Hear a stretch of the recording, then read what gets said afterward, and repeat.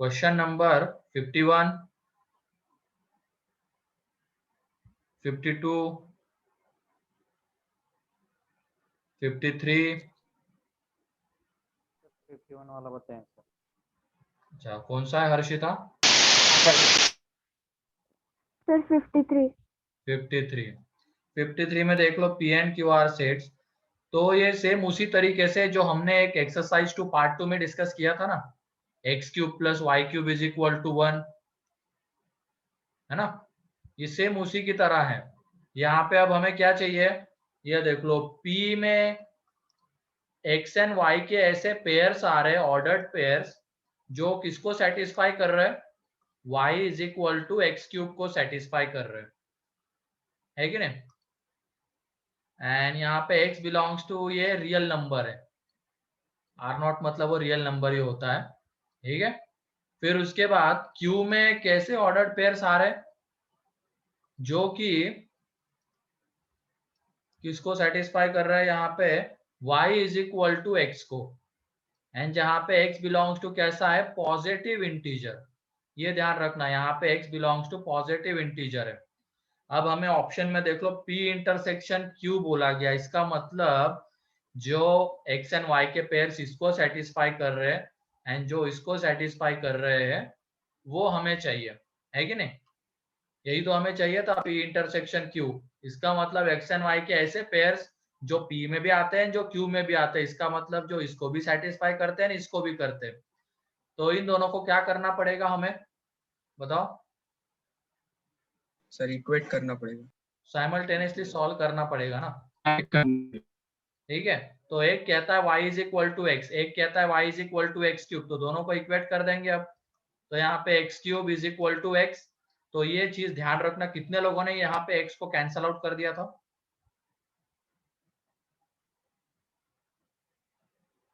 चलो ठीक है। तो एक चीज यहाँ पे ये ध्यान रखना, अब आइंदा से ऐसे कभी भी अगर दोनों तरफ कॉमन फैक्टर आ रहा है तो उसको कैंसल आउट मत करना, उससे तुम्हारे नंबर ऑफ सॉल्यूशंस कम हो जाएंगे, ठीक है। अगर मान लो, यस सर। हाँ, नंबर ऑफ सॉल्व, ये ध्यान रखना अब आइंदा से, जब भी कॉमन फैक्टर होता है, तुम्हारी एक आदत रहती है, बहुत सारे बच्चों की रहती है, वो कट कर देते हैं उसको, तो उससे हमारे सॉल्यूशंस कम हो सकते हैं, ये चीज ध्यान रखना, ठीक है। तो ऐसे, और वो कैंसल आउट कब करना है, जब मान लो वो जीरो नहीं हो सकता है। यहाँ पे तो x जीरो हो सकता है, तो इसकी वजह से इसको कैंसल आउट मत करना, लेकिन ऐसी कोई चीज अगर वहां पे आएगी जो जीरो हो ही नहीं सकती है, तब उसको तुम कैंसल आउट कर सकते हो, तब कोई दिक्कत नहीं। लेकिन अगर कोई चीज जीरो हो सकती है और तुम उसको कैंसल आउट कर रहे हो, तो नंबर ऑफ सॉल्यूशंस कम हो जाते हैं। तो ऐसे तरीके के क्वेश्चन में कैंसल आउट मत करना, एक तरफ लेके चले जाओ, इज इक्वल टू जीरो। अब यहाँ से देख लो x बाहर आ जाएगा, यहाँ पे क्या बचा रहेगा, x square minus one is equal to zero. इसके फैक्टर्स बताओ क्या आएंगे, एक्स स्क्वायर माइनस वन के, सर जीरो आएगा और एक है ना। जीरो आएगा और प्लस एंड माइनस वन तो आएगा। यहाँ पे देख लो इन तीनों का प्रोडक्ट जीरो, तो यहाँ से हमें क्या मिलता है, ये जब जीरो होगा तो x is equal to zero, ये जब जीरो होगा तो x is equal to one, and ये जब जीरो होगा तो x is equal to minus one, -1। ठीक है। और अगर तुम x को कैंसल आउट कर देते तो तुम ये वाला सॉल्यूशन गवा देते, ठीक। तो ये चीज ध्यान रखना, कैंसल आउट करने से पहले ये जरूर सोच लेना क्या वो जीरो हो सकता है या नहीं हो सकता है। अगर वो जीरो नहीं हो सकता है तो कैंसल आउट कर दो, लेकिन यहाँ पे x is equal to zero satisfy करता है ना, तो सॉल्यूशंस कम होने का डर होता है। तो ये आ गया x is equal to zero, one and minus one. तो देखो y की वैल्यूज भी हमें मिल जाएगी, x की 3 वैल्यूज मिल गई। If x is equal to zero तो y कितना आ जाएगा, यहाँ पे पुट करेंगे तो लीनियर में पुट करना हमेशा, ठीक है। तो y is equal to one, y is equal to zero, sorry. जब x is equal to one तो y is equal to one, and x is equal to minus one, y is equal to minus one, ये आ जाएगा। लेकिन q में एक चीज ध्यान रखना, x कैसा था, पॉजिटिव। पॉजिटिव, तो क्या पॉजिटिव यहाँ इंटीजर। पे x हम जीरो एंड माइनस वन ले सकते हैं क्या, नो सर। नहीं ले सकते हैं, नो है सर। ना? तो x हम एज क्यू की रिक्वायरमेंट क्या है, as x belongs to positive integer, ठीक है, x belongs to positive integer, तो ये वाला तो गया और ये वाला भी गया क्योंकि x तो पॉजिटिव चाहिए था, तो इसकी वजह से कौन सी पेयर आ गई, 1,1। तो कितनी पेयर्स आई है जो दोनों को सेटिस्फाई करती है, 1 एक, तो यहाँ से P इंटरसेक्शन Q1 क्लियर है अब ये। सर R 0 दिए थे इसलिए 0 लिया ना वैल्यू x की। हाँ वो ध्यान रखना, क्वेश्चन को अच्छे से पढ़ना है, ठीक है। सर पर पहले सेट में ए में जो नंबर्स होंगे वो 0 0 1 1 और -1 होंगे ना, क्योंकि वो हाँ हो रियल सकते नंबर है। हैं, लेकिन यहाँ पे हमें तो कॉमन चाहिए ना, तो कॉमन Yes, के sir. हिसाब से हम बात करेंगे। अगर यूनियन चाहिए होता तो तीनों आ जाते, यस तीनों क्या, वैसे तो उसमें इनफाइनाइट बहुत सारे आ जाते यूनियन में, यूनियन के लिए नहीं पूछा जाता ऐसा क्वेश्चन, कभी इंटरसेक्शन के लिए ही आता है, यूनियन में तो इनफाइनाइट आ जाते हैं, ठीक है। तो चीजों को अच्छे से देखना है, हर एक कंडीशन को ध्यान से देखना है पेपर में, ठीक। अभी मान लो किसी की गलती हुई होगी, कॉमन फैक्टर कैंसल आउट कर दिया होगा, आइंदा से मत करना। और यहाँ पे आई पॉजिटिव था, तो जल्दी जल्दी में किसी किसी ने 3 ले लिया होगा, तो वो भी गलत हो गया उसका। तो ऐसी गलतियां अब दोबारा नहीं होनी चाहिए, ठीक है। Sir are not rational number ही होते हैं ना? आर नॉट मतलब रियल नंबर है, ठीक है, ठीक है, वो नॉट वगैरह कोई मैटर नहीं है, आर मतलब रैशनल होता तो वो क्यू दे देते सीधा, ठीक है। चलो अब आगे बढ़ते हैं। 52 डाउट है किसी का तो चैट में भेजा था, यस सर। वरद, ठीक है, वरद देख लो 52। 52 में क्या है, ए यूनियन बी कंप्लीमेंट का कंप्लीमेंट, एंड यहाँ पे intersection A complement union B का कंप्लीमेंट है कि नहीं। अब क्या करते हैं हम, यहाँ पे कंप्लीमेंट लॉ लगा देते हैं, तो क्या हो जाएगा, कंप्लीमेंट डिस्ट्रीब्यूट हो जाएगा ए के ऊपर एंड इसके ऊपर, एंड ये यूनियन का क्या हो जाएगा, इंटरसेक्शन। तो ये देख लो, ये ए कंप्लीमेंट आ जाएगा, ये इंटरसेक्शन हो जाएगा, एंड ये बी कंप्लीमेंट का कंप्लीमेंट क्या आ जाएगा, बी, ठीक है। और यहाँ पे इंटरसेक्शन यहाँ पे मत लगाओ अब, क्योंकि चीज है यहाँ पे, अच्छा यूनियन है क्या, यूनियन है तो यहाँ पे लगाना पड़ेगा हमें। एक काम ये कर लेते हैं, क्योंकि यहाँ पे जब लगाएंगे, तो सेट बना सकते हैं ना। एक मिनट, इंटरसेक्शन हो गया, सर तो 5 आंसर आ जाएगा पूरे इसका। नहीं नहीं नहीं, यहाँ पे इंटरसेक्शन है ना, और यहाँ पे यूनियन है, हाँ सर उसको भी इंटरसेक्शन में कन्वर्ट कर देंगे। इंटरसेक्शन में चलो कन्वर्ट कर लेते हैं इसको। तो ये देख लो क्या हो जाएगा, ए, ठीक है, लगा रहे यहाँ पे भी लगा रहे कंप्लीमेंट लॉ, ये ए कंप्लीमेंट का कंप्लीमेंट ए, इंटरसेक्शन ये यूनियन का इंटरसेक्शन, एंड यहाँ पे बी कंप्लीमेंट आ जाएगा, ठीक है। उसके बाद कहाँ से, या तो इसको वेन डायग्राम से भी देख सकते हैं अब आगे। सर अब ये तो हो जाएगा ना सर, हाँ। एसोसिएटिव लॉ लगेगा तो ए कॉम्प्लीमेंट का इंटरसेक्शन ए के साथ 5 हाँ, और ऐसे फिर भी उसके देख बाद सकते बी हो। कॉम्प्लीमेंट। लेकिन इसको वेन डायग्राम से भी देख सकते हो, ये ए कॉम्प्लीमेंट इंटरसेक्शन बी, तो ये ओनली बी वाली वेन डायग्राम आती है। तो ये भी ध्यान रखना, कभी कभी दोनों का कॉम्बिनेशन भी फायदेमंद होता है, लॉज का एंड वेन डायग्राम का। ये A intersection B complement means only A, तो क्या दोनों में कुछ कॉमन है क्या, नो सर। नहीं है, तो इसकी वजह से आंसर इसका 5 आ जाता है। या तो स्टार्टिंग से भी वेन डायग्राम से अप्रोच कर सकते हो, कोई दिक्कत नहीं है, किसी किसी क्वेश्चन में दोनों का कॉम्बिनेशन ले सकते हो, Venn diagram plus laws, and किसी में लॉज से भी कर सकते हो, ये तीनों चीजों से क्वेश्चन बन सकता है, ठीक है। क्लियर है भरत? Yes sir. ठीक है, उसके बाद 54, यस सर, डाउट है। कितने लोगों से बना है 54? डाउट है सर। अच्छा, ओजस, तुम्हारा तो नाम दिखाई नहीं ओजस वहां पे एग्जाम में। सर वो क्या होगा था कि मेरा जो वेरिफिकेशन हुआ तो वो दीपक सर ने गलती से JD लिखा दिया, मेरा टेस्ट बाद में आने लगा।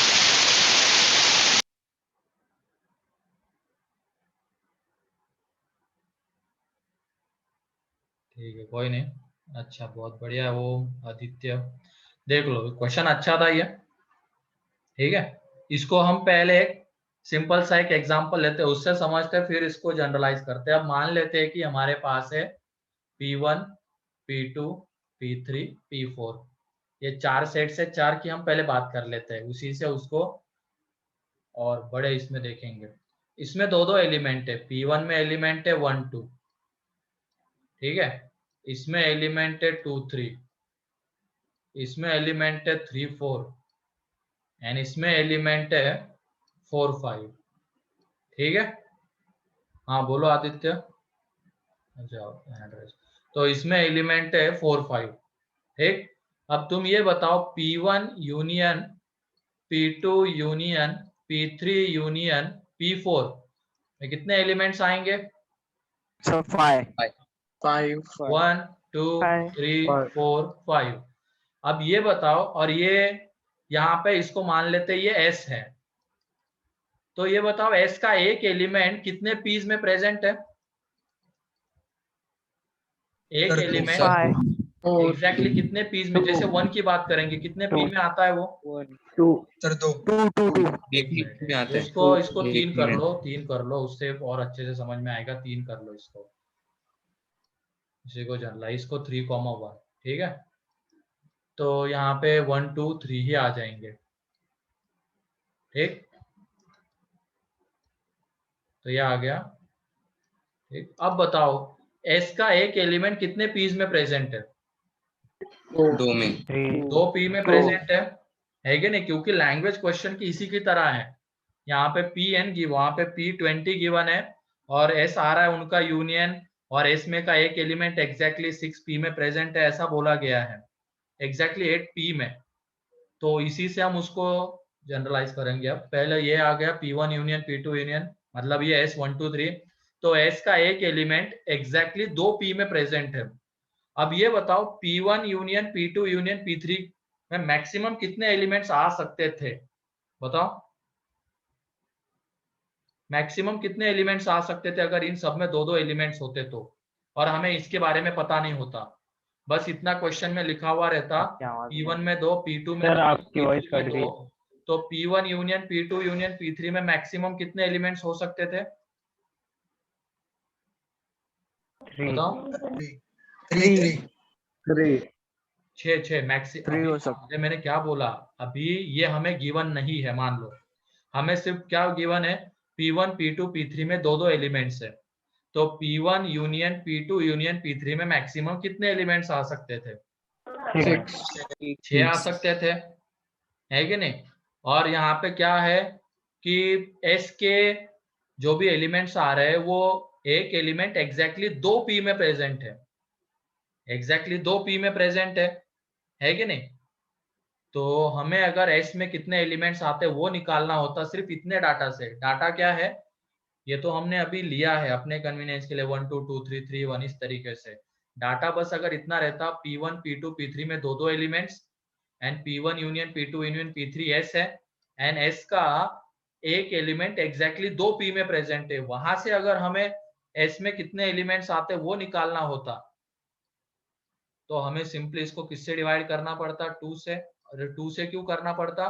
क्योंकि S का एक एलिमेंट एग्जैक्टली 2 पी में प्रेजेंट है।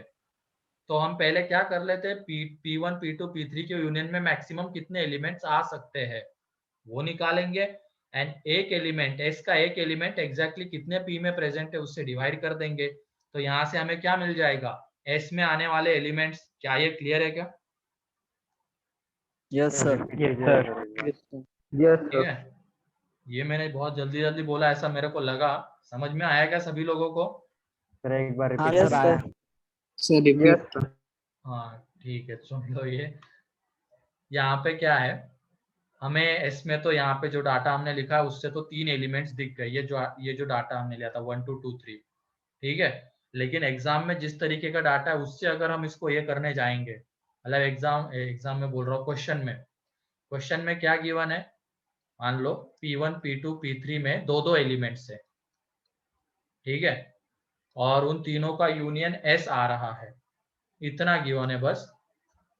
P1 P2 P3 में दो एलिमेंट्स है और उनका यूनियन क्या आ रहा है, S आ रहा है, और ये बोला गया है कि S का एक एलिमेंट एग्जैक्टली दो P में प्रेजेंट है, या तो वो P1 P2 रहेगा, P1 P3 रहेगा, या P2 P3 रहेगा, ऐसा बोला गया है। S का एक एलिमेंट एग्जैक्टली दो P में प्रेजेंट है, तो S में नंबर ऑफ एलिमेंट्स कितने आते हैं वो हमें निकालना है, और जो अभी हमने डाटा लिखा था 1 2 2 3 3 1 से तो 3 आते वो देख लिया था। अब इससे कैसे निकालेंगे, P1 P2 P3 के यूनियन में मैक्सिमम कितने एलिमेंट्स आ सकते हैं, तो वो 6 आ सकते हैं, ठीक है, क्योंकि अगर ये सारे एलिमेंट्स इसमें दो अलग, इसमें दो अलग और इसमें दो अलग रहेंगे तो यूनियन में मैक्सिमम 6 एलिमेंट्स आ सकते हैं। और हमें एस में कितने एलिमेंट्स आते हैं वो इसकी बात करनी है, तो डिवाइडेड बाय 2 कर देंगे, क्योंकि एस का एक एलिमेंट एग्जैक्टली दो पी में प्रेजेंट है, तो यहाँ से एस में कितने एलिमेंट्स, 3, ठीक है। तो अब वही से जो एग्जाम वाला क्वेश्चन है उसको देखते हैं। वहां पे बोला गया P1 P2 P3 up to P20 each set having 4 elements, ठीक है, हर एक में 4 एलिमेंट्स है। फिर उसके बाद Q1 Q2 up to Qn are n sets each with 6 elements, हर एक में 6 एलिमेंट्स है, और हमें ये यूनियन का साइन है, ठीक है, यहाँ पे ये union I from 1 to 20। Sir आपकी वॉइस अटक गई। सो वॉइस अटक रही है क्या मेरी? नहीं सर, क्लियर है सर, नो सर, क्लियर।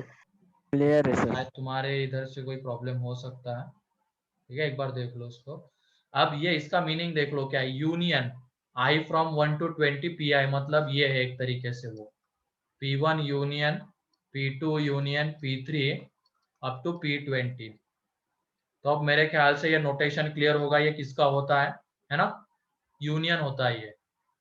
और I फ्रॉम 1 to 20 मतलब यहाँ पे I की अलग अलग वैल्यू पुट करके 1 to 20 उन सबका यूनियन लेंगे, ठीक है, और ये हमें गिवन है S के इक्वल।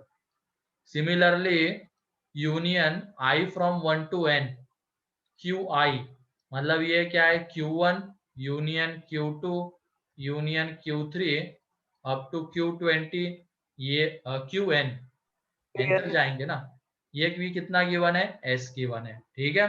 अब उसके बाद ये देखो आगे, each element of S belongs to exactly 8 PIs। अब ये बताओ हर एक P में 4 एलिमेंट्स है, उन सबका यूनियन S आ रहा है, एंड ये बोला गया है S में जो भी एलिमेंट्स आते हैं वो एक एलिमेंट एग्जैक्टली 8 P में प्रेजेंट है। तो यहाँ से क्या हम n ऑफ S की अगर बात करेंगे तो ये बताओ इधर मैक्सिमम कितने एलिमेंट्स आ सकते हैं, हर एक में 4 80 20 into 20 4, into 4, हर एक में अगर 4 है तो, है कि नहीं, और डिवाइडेड बाय 80 एलिमेंट। S का एक एलिमेंट एग्जैक्टली 8 P में प्रेजेंट है, तो डिवाइडेड बाय 8। क्या ये क्लियर है? 10 है। Yes sir.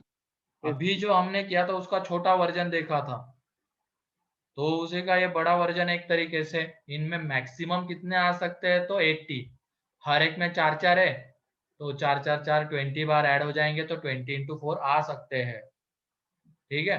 लेकिन अब ये बोला गया है S का एक एलिमेंट एग्जैक्टली 8 P में प्रेजेंट है, तो इस टोटल को हमें 8 से डिवाइड करना पड़ेगा, तो उतने एलिमेंट्स n ऑफ S में रहेंगे। और उसके बाद अगेन यहाँ पे देख लो Q के लिए एग्जैक्टली 9 एलिमेंट्स ऑफ Q, क्या एग्जैक्टली क्या है ये, each element of S belongs to exactly 9 elements of Q।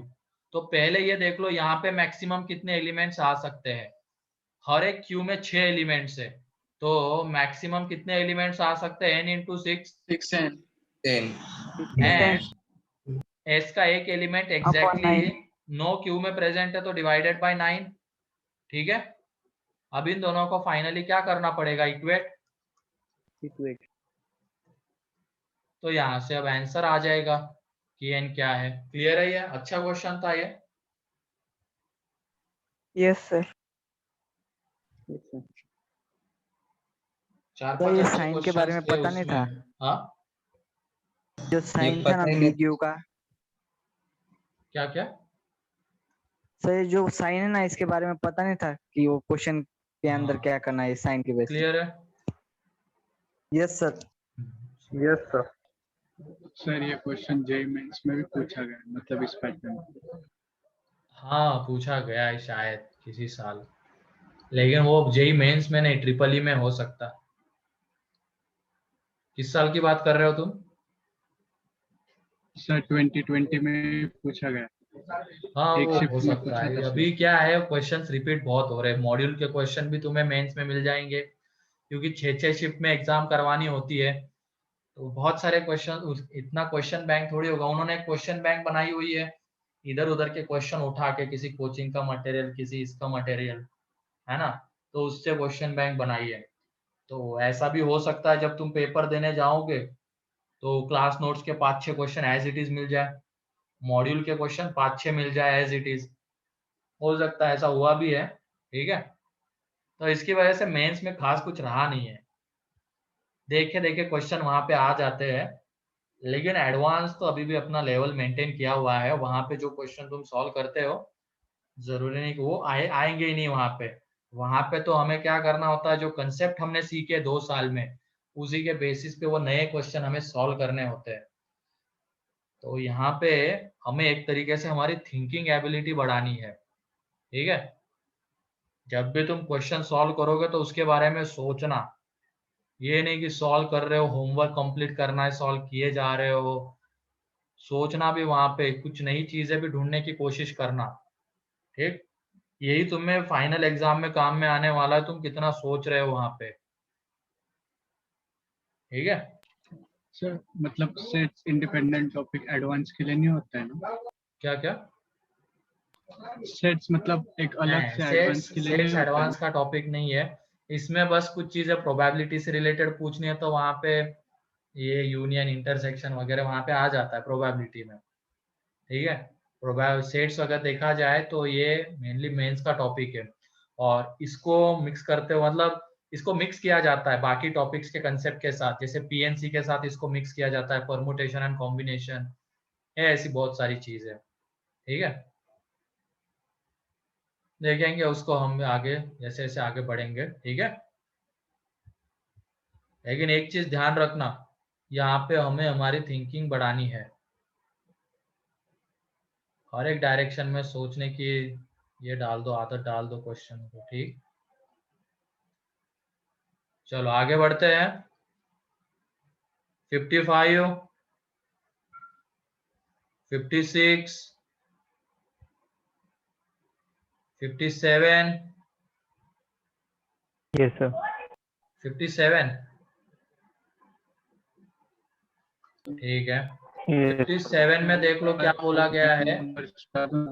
A set है जहां पे t belongs to natural number, and क्या बोला गया है, 12 and t are relatively prime. 12 and t are relatively prime.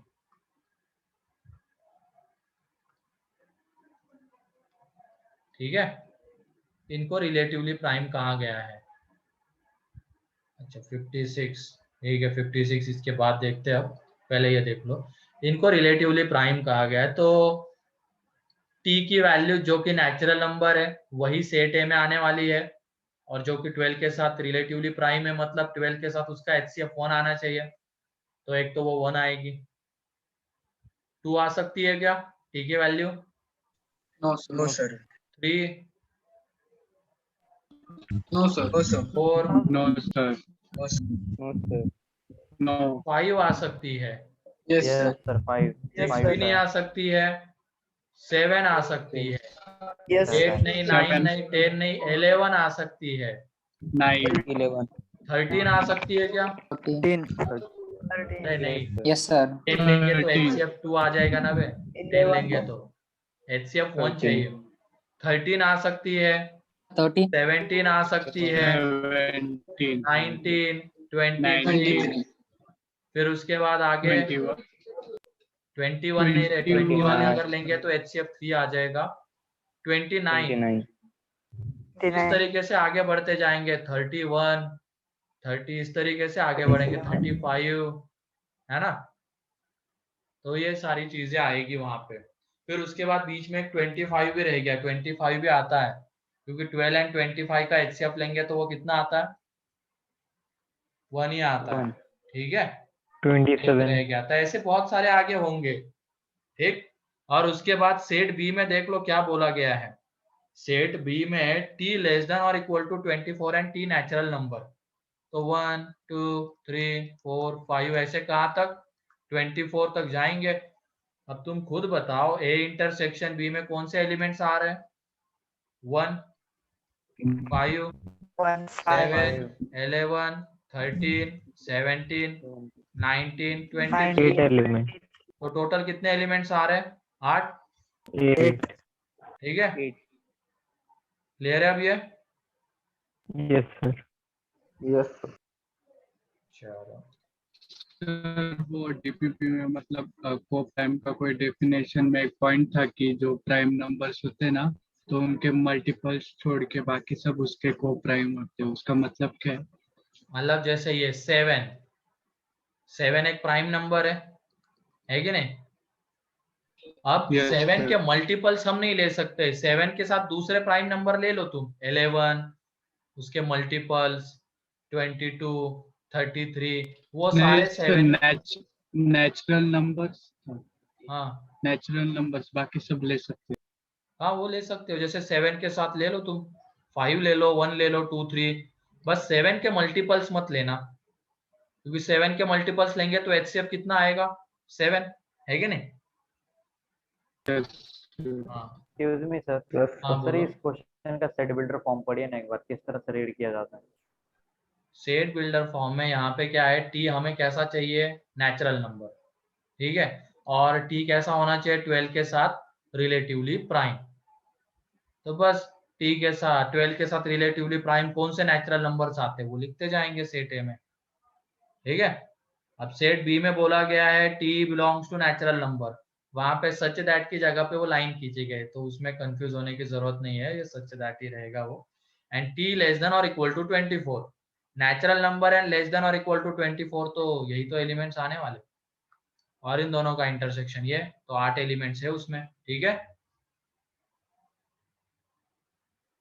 Sir 1 कैसे आएगा सर? किसमें, सर पर 1 12 into 1 भी हो सकता है? तो क्या हो गया, HCF तो 1 1 हर आएगा एक ना, नंबर का को 1 का किसी भी नंबर के साथ अगर तुम लेना चाहोगे ना HCF, तो वो 1 ही आता है, ध्यान रखना ये, ठीक है। HCF 1 चाहिए, वो आ जाएगा, नेचुरल नंबर भी है ना 1, आ जाएगा, ठीक है।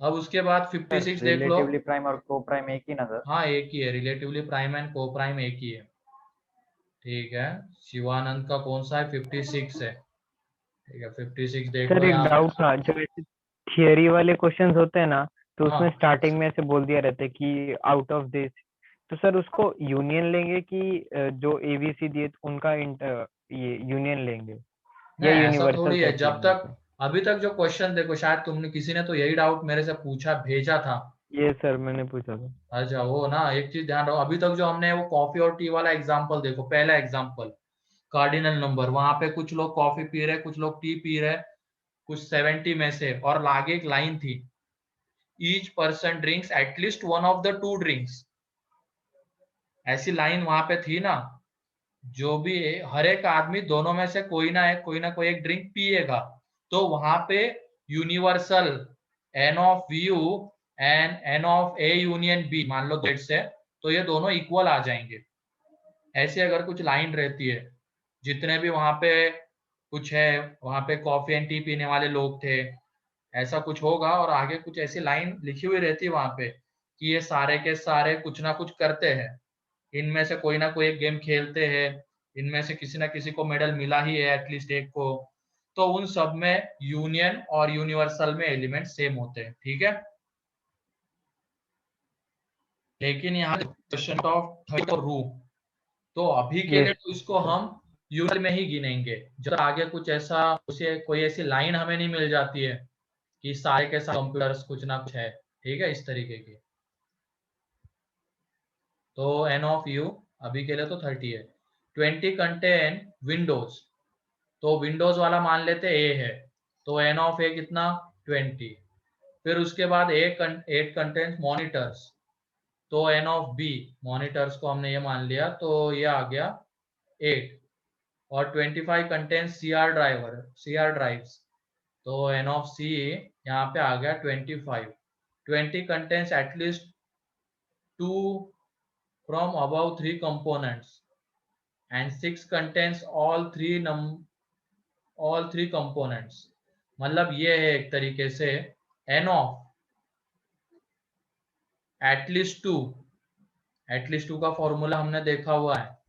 एटलीस्ट 2 कितना आता है, ये 20 गिवन है, and n of a intersection b intersection c हमें कितना गिवन है, इंटरसेक्शन भी 6। एक 30 और वहां पे क्या बोला गया, क्या 13 क्या, number of these computers contain at least one component is equal। अब यहाँ पे तो नहीं मान सकते ऐसा, ऐसी कोई लाइन हमें दिखी ही नहीं कि ये 30 कंप्यूटर्स एटलीस्ट किसी एक में आते हैं, ऐसा कुछ मिला है क्या हमें वहां पे? नो सर, ऐसा कुछ नहीं मिला है कि ये 30 कंप्यूटर में एटलीस्ट ये Windows, monitors and CR drivers में से कुछ ना कुछ एक होगा, ऐसा कुछ नहीं मिला। इसका मतलब इसको हम A union B union C के इक्वल नहीं ले सकते, ठीक है।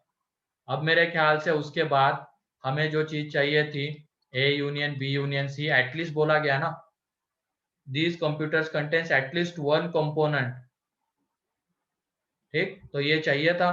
तो इसका रिजल्ट क्या होता है, n ऑफ a जो कि हमारे पास है, n ऑफ b है, n ऑफ c है, उसके बाद n of a intersection b minus में, ठीक है, फिर n of b intersection c and n of c intersection a plus n of a intersection b intersection c।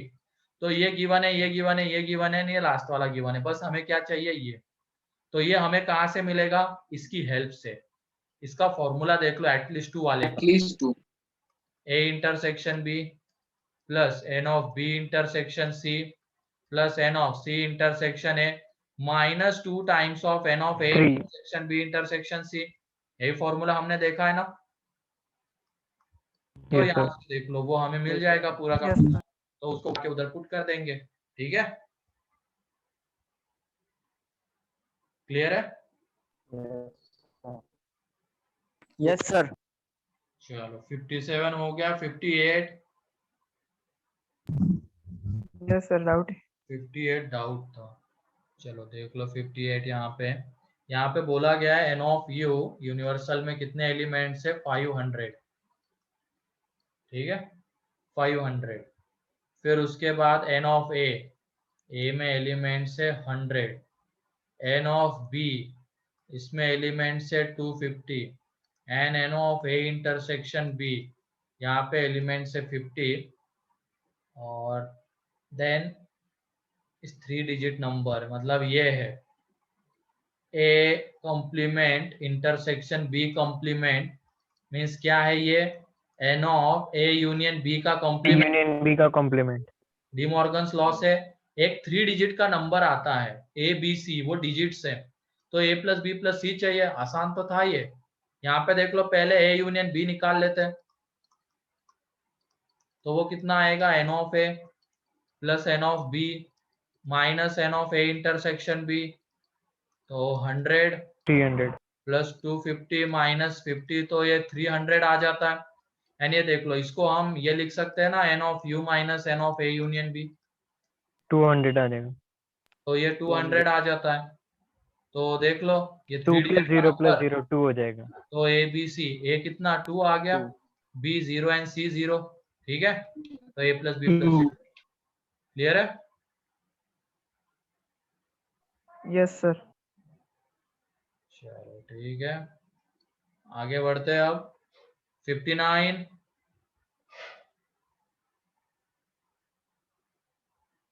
60, कौन सा? 59 वाला एक ऊपर के ऊपर होता है। 59 प्राइम फैक्टराइजेशन आता है क्या सभी लोगों को? Yes sir. Yes sir. ठीक है, चलो इसमें देख लो। ये पहले तो एन ऑफ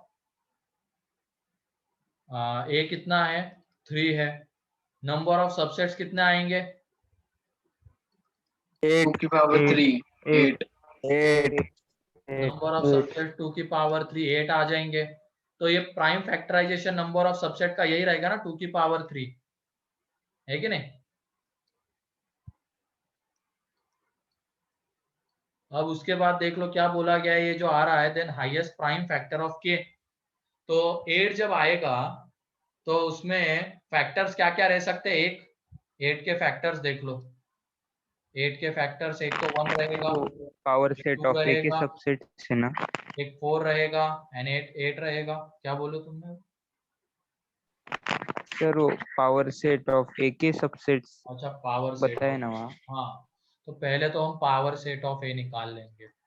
इसमें कितने एलिमेंट्स आएंगे? 8। 256 2 की इसमें पावर 8। आएंगे 8। अब उसके सबसेट्स चाहिए, तो वो कितने आ जाएंगे? 256 2 की पावर 8। 256। क्लियर है सभी को? ठीक है। अब इसमें भी जब हम फैक्टर्स करेंगे तो 2 को छोड़ के बाकी सारे फैक्टर्स कैसे आने वाले हैं? कंपोजिट।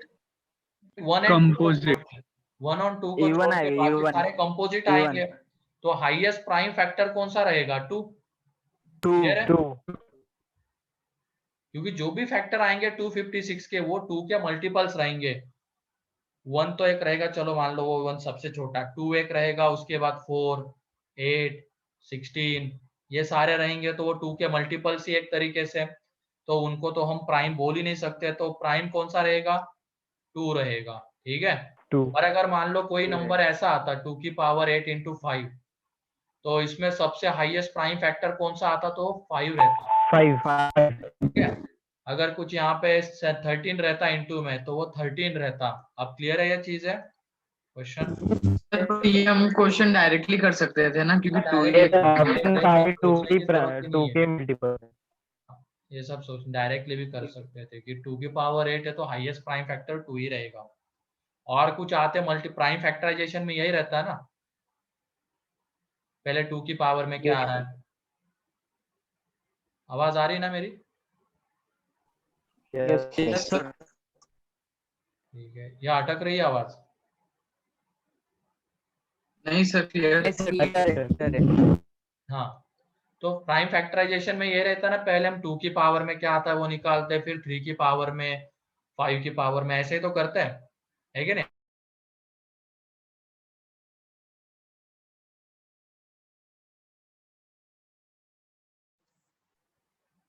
वेट करने बोला सर ने।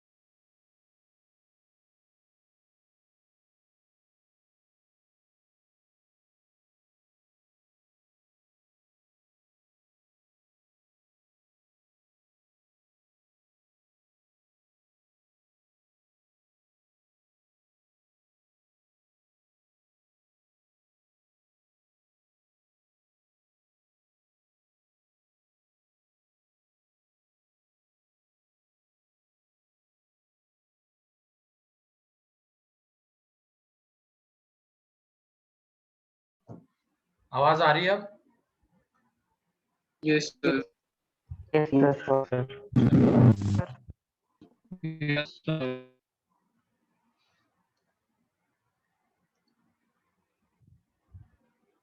ठीक है, तो क्वेश्चन कौन सा चल रहा था अपना?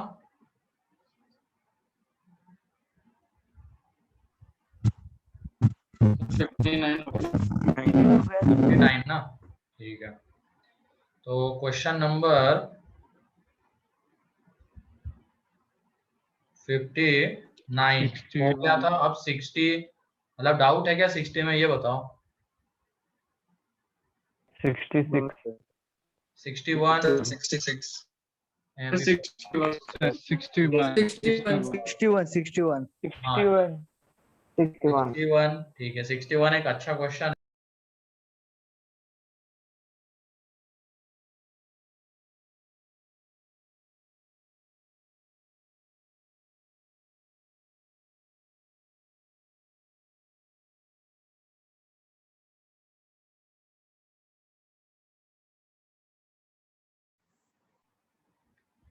ठीक है, यहाँ पे क्या है, आवाज आ रही है ना?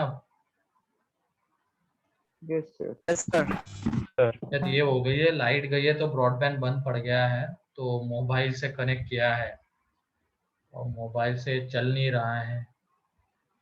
वही देखते जितना होता है उतनी कोशिश करते हैं अभी, वैसे भी 10-15 मिनट ही बाकी है क्लास को खत्म होने में। लाइट आ गई तो अच्छी बात है, और 4-5 मिनट देखते हैं, तब तक इससे करते हैं ना। इसमें 61 चल रहा था ना अपना, तो ये देख लो, there are 200 students, n of